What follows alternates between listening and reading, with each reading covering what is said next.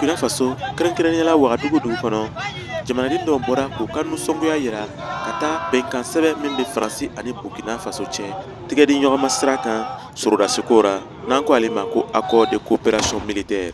Nga ni ma kɔfɛlen ninnu ka wulikajɔ ma se ka sanga sɔrɔ sabula finicogo nana ɲɛjibɔ mugu fili olugu kan.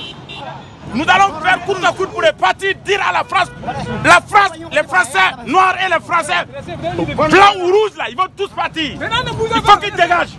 Nous sommes là. Nous sommes là, on ne bouge pas. Non à la France. Non à la France. La France criminelle.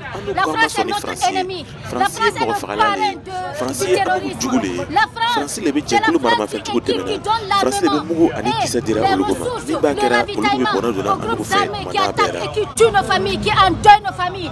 Nous sommes contre la France. La France a confisqué notre liberté. La France a confisqué notre souveraineté.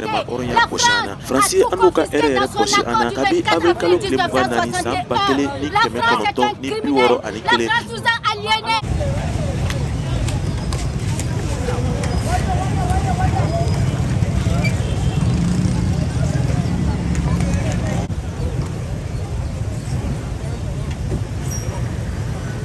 Fransi ka ambassadeur bɔra ka kuma mun fɔ an n'u ta miiriyara nɛnini lo parce que a ko an ma ko mɔgɔ minnu bi réseaux sociaux kan ko idiot utile olu bon idiot utile a kɔrɔ ko tile tubabukan jɔnjɔn na parce que n'o ko idiot ye o ko e ma ko i lagalagatɔ ye i naloman ye tɔnɔ t'i ka vie ra quoi o bɛ tila ka utile ta ka fara ale kan utile kɔrɔ ko di utile kɔrɔ ko fɛn min ka ɲi an bɛ se ka baara kɛ ni fɛn min ye mais est ce que mɔgɔ bɛ se ka baara kɛ ni lagalagatɔ ya mɔgɔ bɛ se ka baara kɛ ni naloman ya donc n'i donna kuma nin kɔnɔ a côté o ra i b'a ye ko non en tout cas an nɛnina le.